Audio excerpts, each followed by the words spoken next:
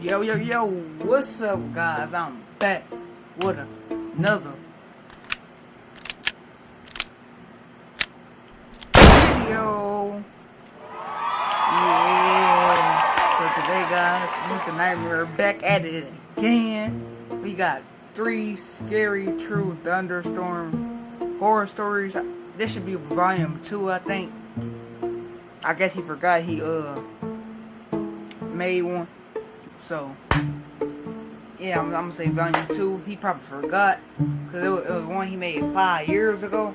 I'm gonna put it right here. I'm gonna put a video right here. That one right here. And YouTube. I do not own this video. I'm just reacting to it. I already emailed Mr. Nightmare. He says okay as long as I say something on the video. So yeah. Without further ado, let's get to it. I've always loved thunderstorms, ever since I was a kid, and so does my 6-year-old son. Anytime there's a storm, my son and I will sit in the backyard under the gazebo and just watch and listen. This was on a hot, stormy August night in Florida. As soon as we heard the first strike of lightning in the living room, my son jumped up and said, "Let's go sit outside." I followed him outside, where we like, not in Florida, because Florida, that's risky. You hear a thunderstorm in Florida, I be getting scared. Because, nigga, you will never know it could be a damn whole hurricane, because they got hurricanes and all that down there. I remember the last time me and Iso had went to Florida.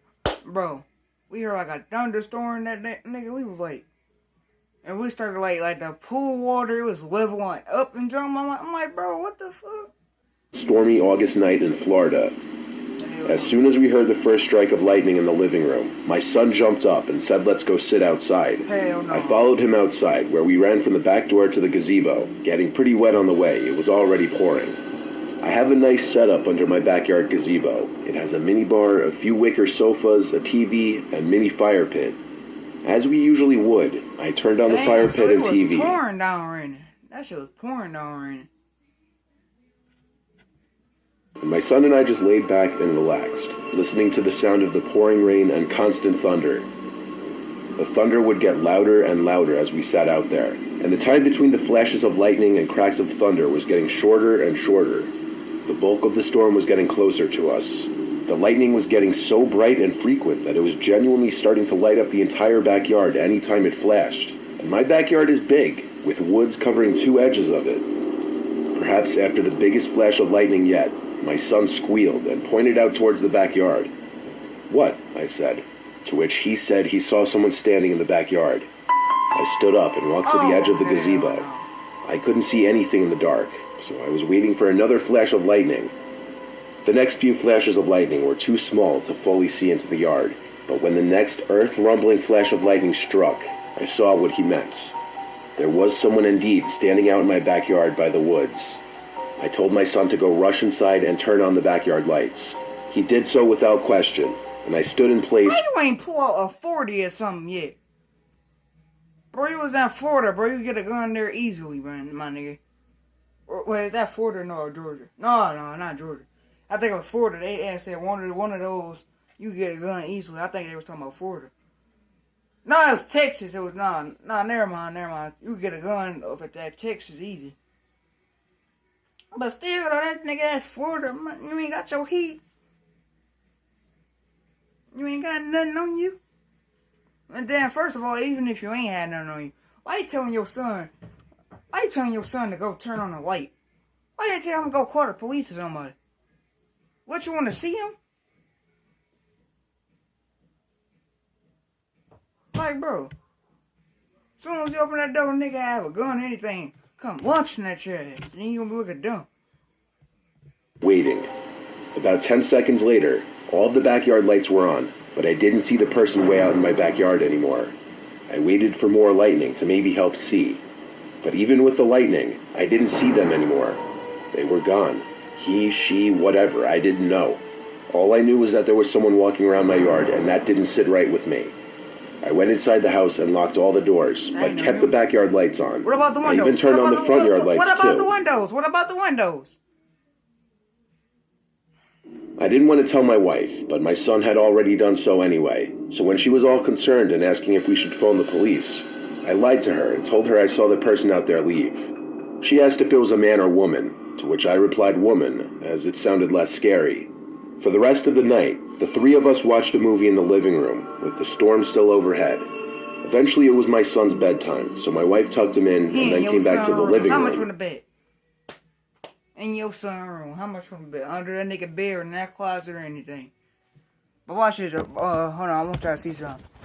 I'm using this speaker right here, so it can be more louder so y'all can hear it. And we started watching something else. We still heard the thunder outside. Eventually I went back to the den to turn off the outside lights, front and backyard. When I went up to the living room, my son was standing at his bedroom door, scared, saying there's someone at his window. My wife and I looked at each other and yelled, "What?" I pulled him away from his doorway, and then I stood at the doorway, looking at the window, waiting for the lightning. When the lightning struck, no one was at his window, but I believed him. Someone was out there, that much was already established. I told my wife and child to stay inside while I go out and look, even though my wife didn't want me to do that. I grabbed a bait. That's exactly what I'm saying, bro. This is what I'm talking about. Trying to be Captain Say today, man. And stormed out into the rain after turning all the lights back on. I started in the front of the house, then worked my way to the side, then the back. I looked under the tables, in the gazebo, under the deck, and when I thought the backyard was clear, the last side to check was the right side of the house. I would begin to walk towards the side of the house, and instantly saw a person in a hood, but I only saw half of their face and head. They were peering around the corner of the house. Most of their face and all of their body was hidden behind the wall. If I had to guess, I'd say it looked more like a man. I screamed, but I also ran in that direction with a bat raised up. The person disappeared behind the corner. When I made it past that corner, they were gone. Even with all the lights on, I didn't see anyone there. I went back inside and told the two of them that it was okay, that I chased the man away. But my wife did not like to hear that it was a man. I made sure to close all the blinds in the house now. Luckily, we weren't bothered again by that man. My son slept in our bed with us that night just because he was so scared, and I understand why. I didn't see it, but I can only imagine how scarring it was to see a man standing at his window at the young age of 6.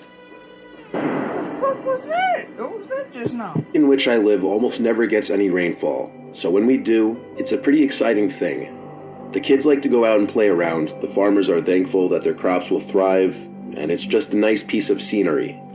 The last time there was a big thunderstorm, my friends and I were all playing some game together, though I can't remember which one it was.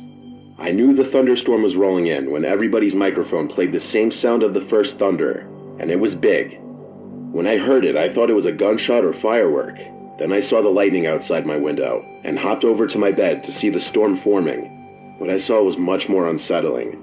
Across the street from me was a man. He wore a gray hoodie and some jeans. He looked fairly tall, though not too muscular, and he was just standing there. I couldn't tell if he was looking at me or not, as his face was obscured. Then he started to walk down the street, so he wasn't looking at me. I felt relieved, yet still a bit paranoid. I got back on the game with my friends, and we continued to play. About 15 minutes later, the storm had fully started. I told the 4 of them I was leaving to go watch the storm, and I'd be back in a while. I walked out front and stood under the porch, watching as the lightning flashed and the rain struck the ground in a soothing rhythm. Then I looked down the street to my left, and there he was, the man, standing at the corner of the street. I was scared a bit, but I still had my head trying to reason this out. See, look. I'm not gonna say what you're doing out in the storm, because I do that. I need to stop doing that, but I don't know, it's just a habit. But if you, like, bro,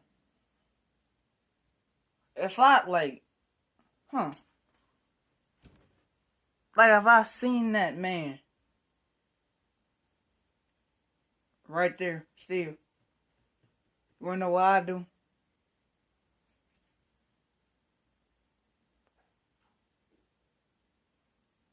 You really know what I would do, man? I would take My work self in the house.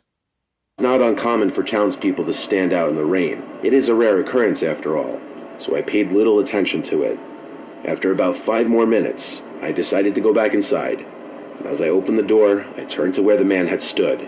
He was gone now, which made for a more eerie scene. I walked inside, where 2 of my little siblings were dancing to a Bubble Guppies song. My other 2 siblings were in their rooms, doing who knows what. I went back to my room, but instead of playing the game again, I decided to go do something else. Though I didn't know what to do. Then I heard the all too familiar buzzing of my phone when I received a text. I picked it up and opened the messenger. It was an unknown number. They had sent me 2 texts. The first read, "Have you forgotten?" And the next read, "I know you didn't." My first thoughts were the man that I had seen outside, but then I thought of how slim those chances were. How would he have gotten my number? Why would he target me for whatever he was trying to do? I decided my friends were pulling a prank on me, and decided to check. I went to the group chat and asked if anyone had been prank texting me. They all swore that they weren't, though it's hard to tell over text if they were lying. I decided to believe them and went to watch TV. Some time had passed, how long exactly I don't remember, when there came a ring at the door. It was way too late for visitors, so who could this be? Maybe the postal... You're fucked. You're fucked.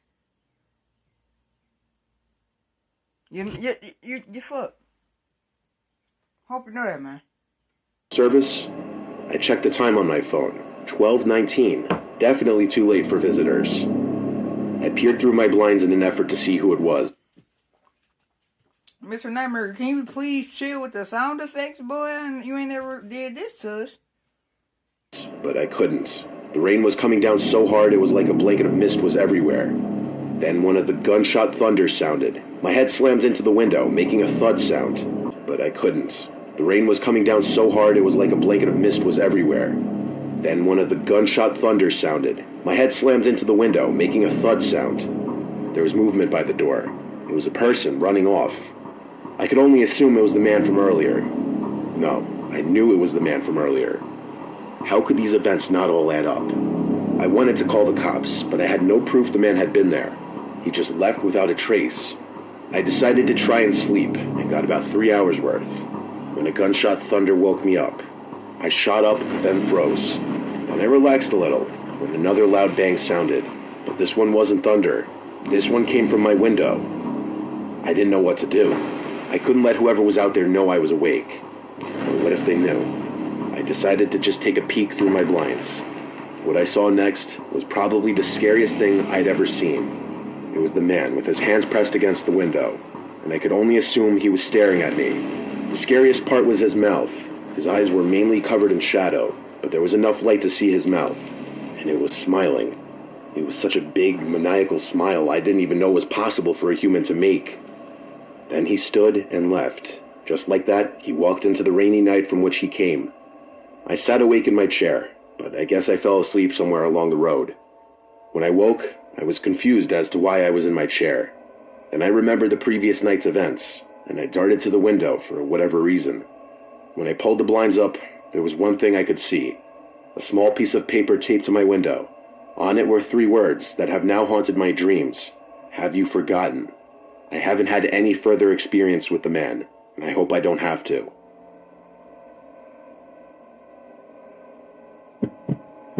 Did you know him before or something? What he keep on saying? Haven't you forgotten? Forgot what?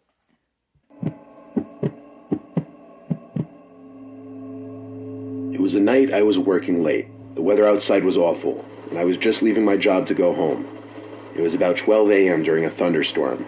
I used to drive a 2005 Ford Fusion, a little car not ideal for crappy weather and roads. I was taking my usual route home, and the rain was so bad that even having the windshield wipers on the high 2005 Ford Fusion. What is that? Setting didn't help that much. I still could barely see. I was going 40 miles per hour on a 55 mile per hour road. That's how bad it was. There were no other cars around me. And when I least expected it, through the water building up too quickly for my wipers to handle, thus partially blocking my view, I saw someone dressed in white running across the road, from one side of the woods to the other. I saw them almost too late. I had to slam on the brakes and swerve to avoid hitting them. I swerved and lost control onto the grass before crashing head-on into a tree. The airbag deployed, and my whole body jerked forward into it. I couldn't even believe what just happened at first. I was in shock. I knew immediately my car was totaled, but when I slowly started to accept what just happened, I started to look around my car for the person that just ran across the road randomly. I was currently in the middle of a quiet highway with no buildings nearby for miles and no cars to be seen. There should have been no one walking around here, especially in this weather this late. It was a work night and extremely late, so I was nervous nobody would pick up. The first person I called was my brother, who didn't pick up after several attempts. He was definitely asleep. I tried my sister next, with equal results. I didn't want to have to involve either of my parents in this, but with no other option, I called my dad on his house phone, which was sure to wake him up. He picked up on the last ring, and I explained the situation. I told him I'd need assistance, and didn't know what number to call for a tow. After ensuring that I was okay and that I had no injuries, he gave me the number for our family's roadside assistance company to call. He said he'd get dressed and drive over to me. His house was about 10 to 15 minutes away. My dad also told me to get out of the car to look for whoever was crossing the street and to keep my doors locked. When we hung up, I stayed Your in... dad a dumbass nigga. Don't even think. Don't even know.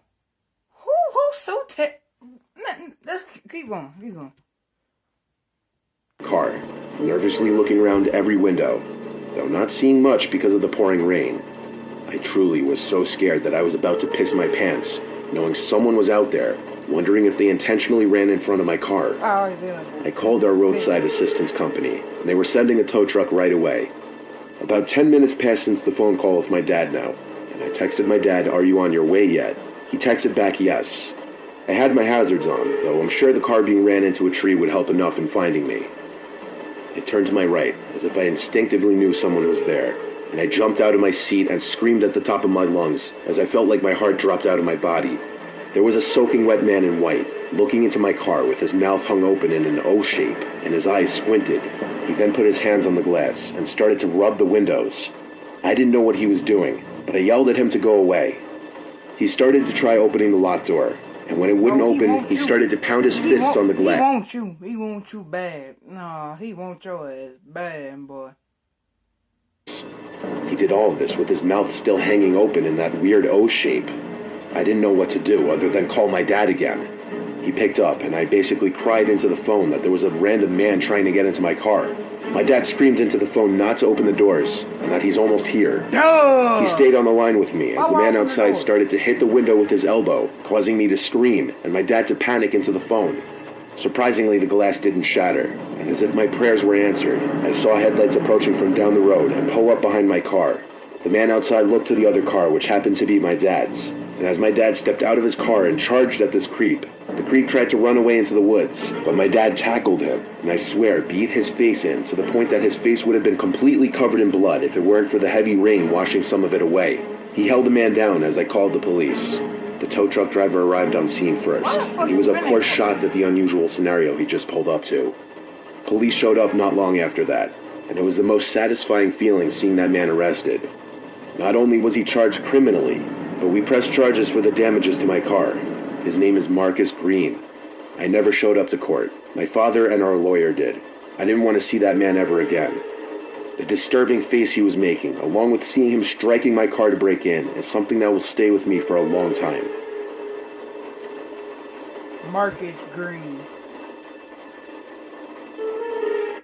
That sounds familiar, Marcus Green. Guys, no, that ain't who I was thinking about. But, comment, like, subscribe, and I'll see you guys in the next one. Peace.